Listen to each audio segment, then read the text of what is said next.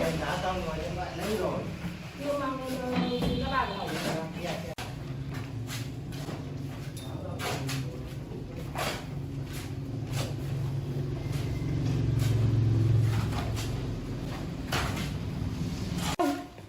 anh Đạo cũng nhận lâu cho em. Hất cao đây cho nó chảy xuống nó đào đi. Hất cao kéo lên đấy. Anh Đạo còn nhận lâu cho em.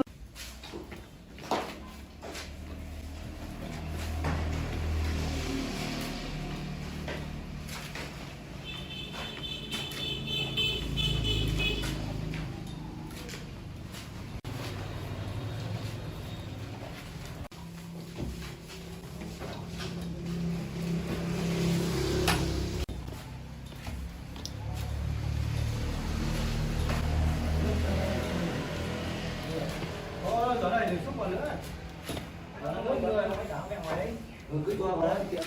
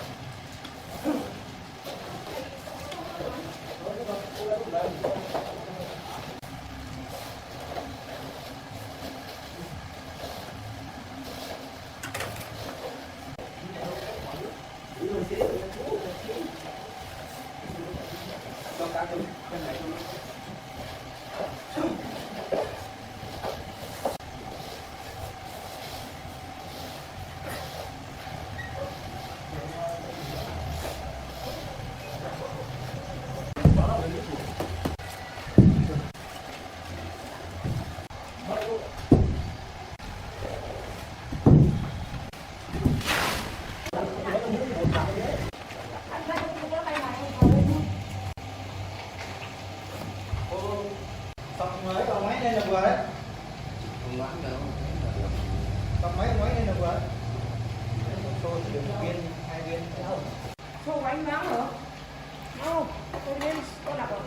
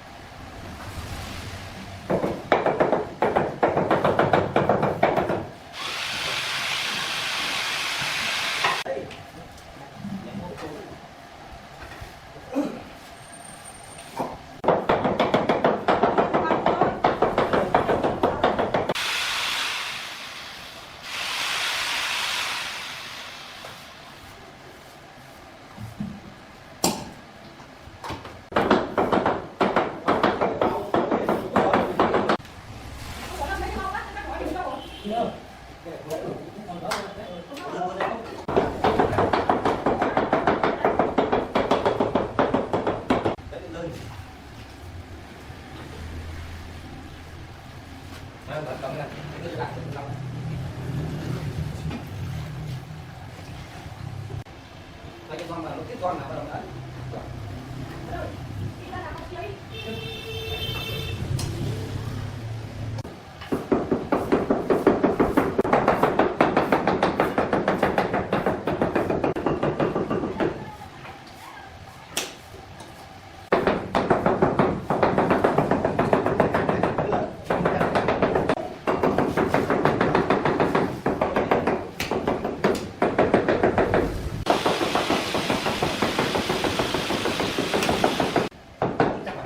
Không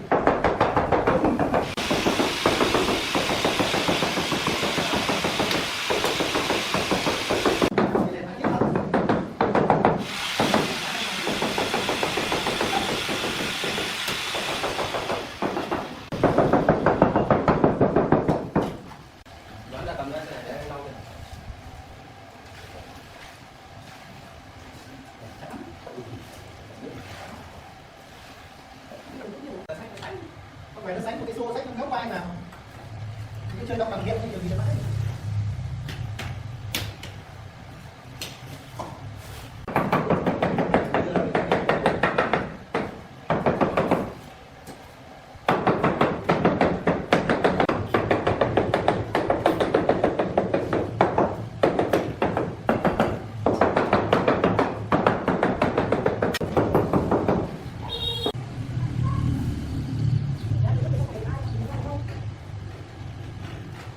Ở đây nhiều năm đi.